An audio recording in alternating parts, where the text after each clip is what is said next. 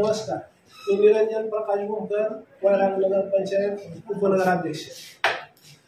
वास्तविक पाहता 2 दिवसाखाली पत विक्रेते यांचं कोल्हे साहेब असेल, मी असेल, सर्व सन्माननीय सदस्य सभापती, सर्व वैरागमधील नागरिक यांनी इथं सत्कार देऊन त्यांचे संमतीपत्र दिले. पण त्याच्यानंतर काही बातम्या अशा पसरल्या की ह्या गटाच्या काही जागा, त्या गटाच्या काही जागा.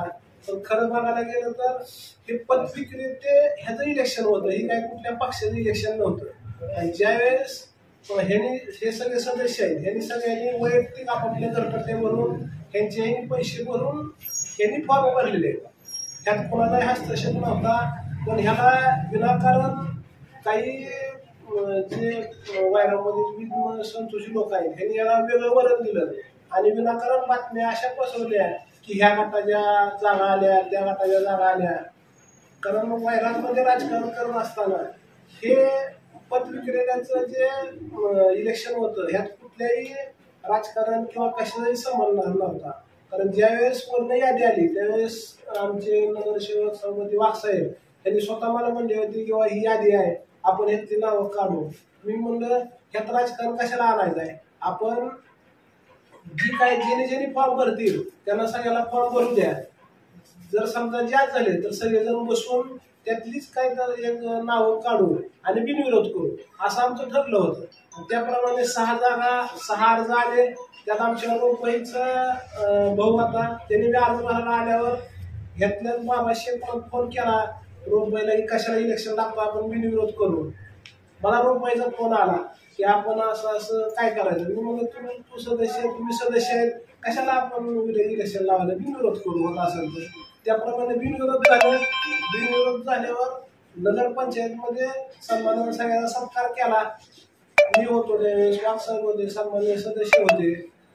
सत्कार झाल्यानंतर विनाकारण त्याला वेगळं वळण दिलं. त्याच्यामुळं आज ही सगळे इथं आलेले सर्व सदस्य तुम्ही ह्यांना सगळेजण विचारू शकता की काय परिस्थिती आहे काय नाही. तेवढं तुम्ही माहिती संपवतो.